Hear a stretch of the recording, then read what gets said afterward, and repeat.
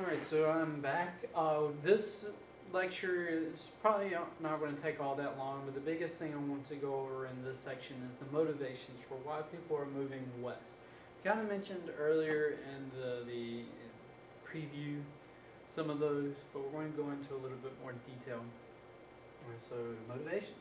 Let's take a look at them. The first thing, we've seen this picture before. We talked about when we were talking about manifest destiny. So this material isn't new to us, but people moving west and how it was kind of empty out here, save for you need to make sure that, man, it was kind of obvious in the painting, but the Indians are already there, the natives are already there, they're being pushed out by this kind of force, or really I should be over here, this force pushing us west, and that force being this idea of progress and manifest destiny. Right? Progress, improving all the time. Right? Improving the land, taking it from being unused in our point of view, or in America's point of view, unused territory just sitting there to be claimed, and now we are moving farms, and then following farms with the railroads, following the railroads with cities. And that's kind of been the idea of civilization. You go from an untamed wilderness, hunters and gatherers, right, to farming, and then that farming sets up the surplus of food necessary to support more advanced civilizations with cities. It's the way it's always been done in our world history. Right. The other idea that manifest destiny, that it was always our destiny to get to the West Coast. And we've gotten there. But now we have to fill in that area. So that land that doesn't look all that appealing on the surface, we've got to get people to move into that arid, dry land. So why are they going to move? So let's take a look at some of them. The first one, definitely the gold rush. Right. The gold rush, we'll talk about the gold rush. So if you think about the gold rush being in California, in Nevada, the Comstock lode is going to be silver. They're one and the same. Right? You're going to make just as much money on silver as you are on gold. Right? So the Comstock lode, when we find that in 1859, is going to push westward settlement as well. The Homestead Act, 1862. This is that started that concept that I was telling you about earlier with the free land. Now, we're basically giving land away under the Homestead Act. Morrill land grant, which I think is a pretty slick idea. How we're using this land out west. And we're not just giving it away anymore, but we're selling it off to support schools. And then the Oklahoma land rush. Other motivations that aren't up here. One is just jobs. Right? The railroad being pushing west is going to create a lot of jobs. It's going to create a lot of opportunity. So that's one thing. This isn't my PowerPoint. I got this online from Miss Greeley from New York.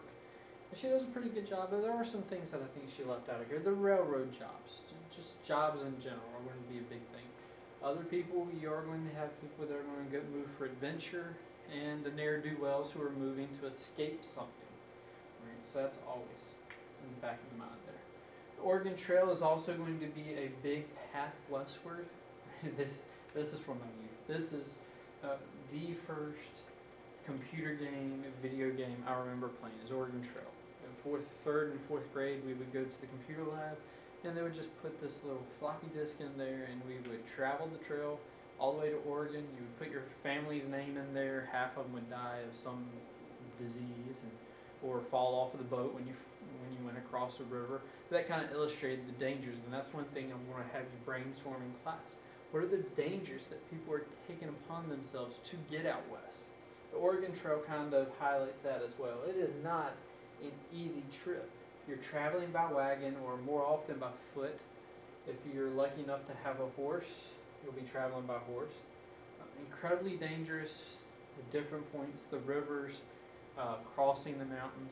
You got to leave at the right time of year, because if not, you're going to be stranded in the winter on the mountains, which will mean you're going to get eaten by other people. Don't laugh, it's true. Downer Party, look it up. We'll look it up. But the difficulties of the Oregon Trail are going to be huge. But they are moving it out there, and one of the things is there's two parts of Oregon. There's a dry side and a green side. The green side is where they're trying to get to, because it's going to be just awesome farmland. Portland, Oregon is going to be known as the city of roses because it's just so beautiful with the roses out there. The other big thing that's happening is the gold rush. 1848, we find gold at Sutter's Mill, and so everybody goes crazy trying to get to California and make their riches. This is the first American dream, probably, and it's also the first get-rich-quick scheme. You can go to California as a poor person if you can afford to get out there. Within, say, a week, the idea is that you can become a millionaire. So that's going to get published not only in the United States, but everywhere. Chinese people are coming in. That's going to be big because they're going to be discriminated in the West. There's going to be political parties where some of their major issues are keep the Chinese out of California. Don't let them get their hands on the gold. And one of the reasons for that is because these guys get out there, they mine for about a week. They find it is harder than they anticipated. It's not get rich quick, and they just leave their claims. Right? The Chinese, it's not as easy for them to get home, so they stay. They're more patient. They start finding more gold. But then there goes the backlash where we got to get these Chinese out because they are stealing our gold. But everybody's moving there. There's people coming from South America. There's people coming from Germany. Yesterday I looked at the National American History Museum in D.C. They have a Facebook account. They posted a menorah, which is a Jewish symbol, it's a Jewish religious item from a German who had moved to California during the gold rush. Right? So that everybody's coming to California. So there's a big push out there. Comstock lode, same thing in Nevada. The difference in the mining is the California gold rush is almost completely in the rivers where you're just going and turning over rocks and getting that sand and finding gold. This is going to be you're digging down inside of the mountain. It's going to be a mile underground. A huge kind of boom town is burgeoning up on the surface, which will later become Virginia City, Nevada. The Homestead Act. People that aren't looking for gold but are looking for another, a more stable way of life. These people aren't going to get rich quick. In fact, a lot of them are never going to get rich in their lifetime.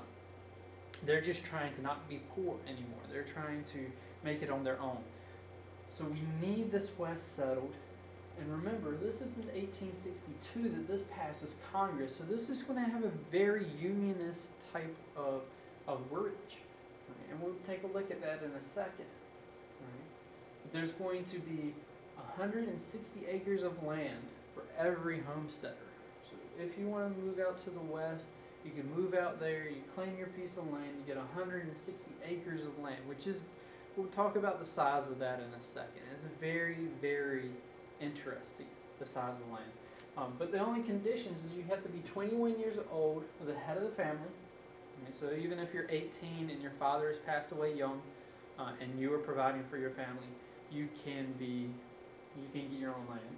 Build a 12 by 14 foot house, which you could probably fit 2 of those in this classroom. It's not that grand, not that big. You live on that land for 6 months out of the year. Here's the thing about this. We don't want one person going out there and claiming 20 or 30 pieces of land. Right? So you have to prove that you live on that land for 6 months out of the year. That way you can only claim 1 piece of land every 5 years. So it's going to keep people from profiting. They go out there and get all this land through the Homestead Act for free, and then they start selling it off and get rich. We don't want that. We want to encourage people to move out there. Farm land for 5 years, and after you do that, and you're an American citizen, either born or naturalized, which is very easy to become an American citizen during this time period, you can get your 160 acres of land. Now, here's where I'm going to make the connection. 160 acres, 1862. Why this is happening. Plantations. Remember that the South is out of Congress right now?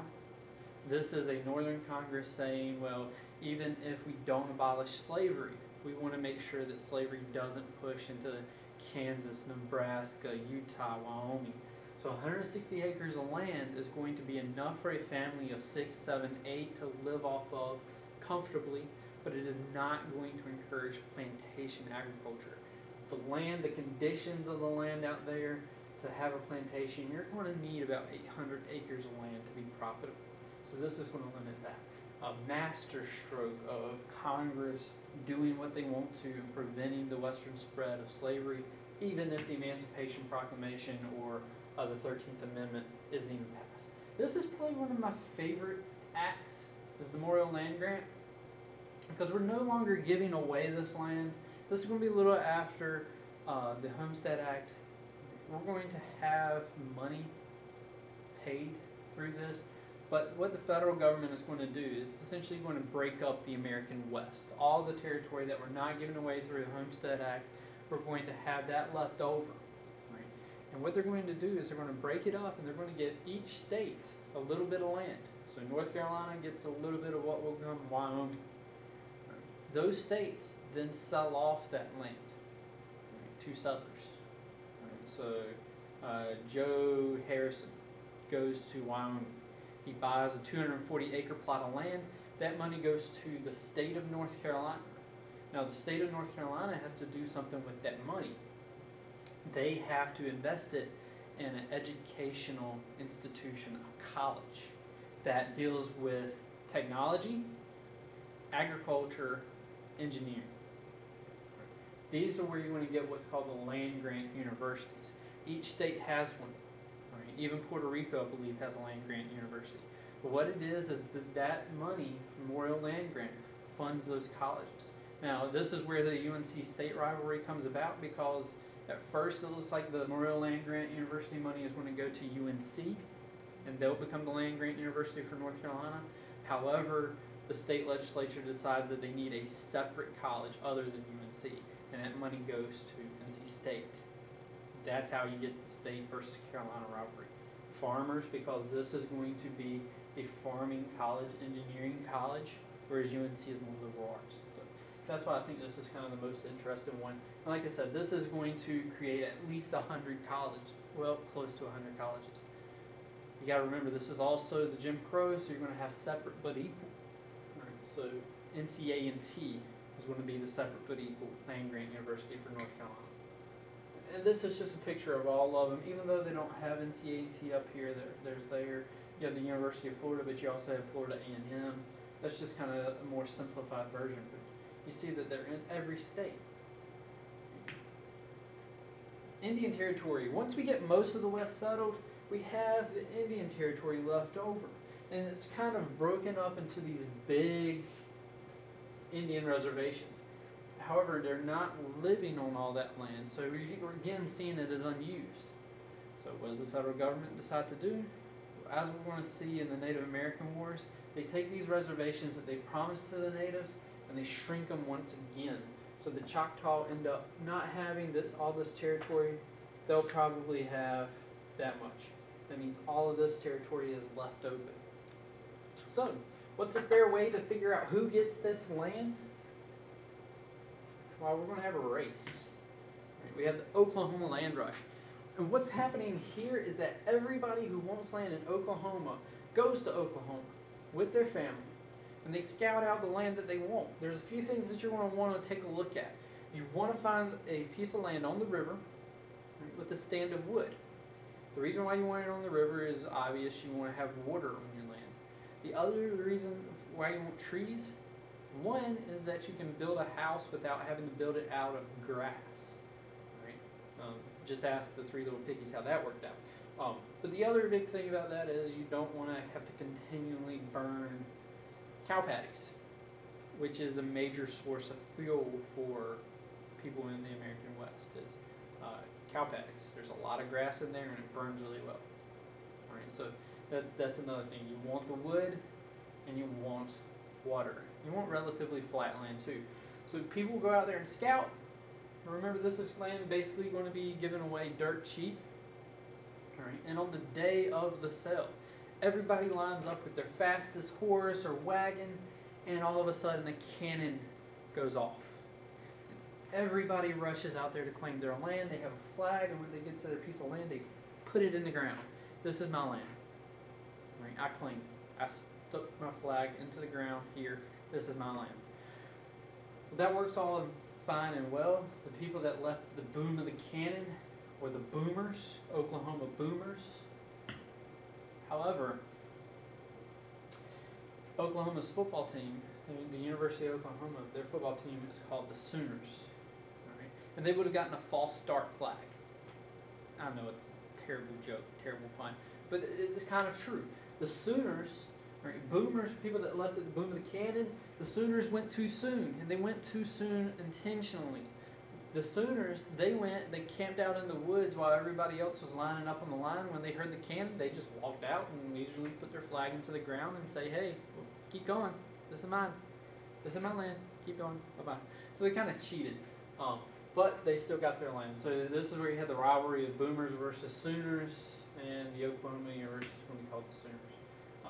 You're always going to have the danger of a land speculator in the West. Somebody that buys up large swaths of cheap land, and they kind of have a tip that maybe a railroad is coming through.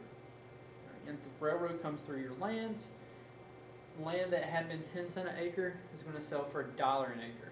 So they buy all this land, they sit on it for 5 years, a railroad comes through, maybe they kind of paid the railroad a little bit of money or made a deal with them. The railroad comes through their land, they can sell that land off for 10, 20, 30 times the profit, and they become incredibly rich this way. A lot of railroad owners want to do that. And this is the main way a lot of people are getting out to the west, is with the Conestoga wagons. There is a seat behind this that's incredibly dangerous. If you hit a rock and you fall off that wheel, in about 4,000 or 5,000 pounds, is basically going to crush you. So a lot of people learn to not really sit on that wheel unless they're going really, really slow. That's it for today. We're going to come back later with the Native American wars and transcontinental railroad. Actually, we're going to take a look at the railroad first. Go.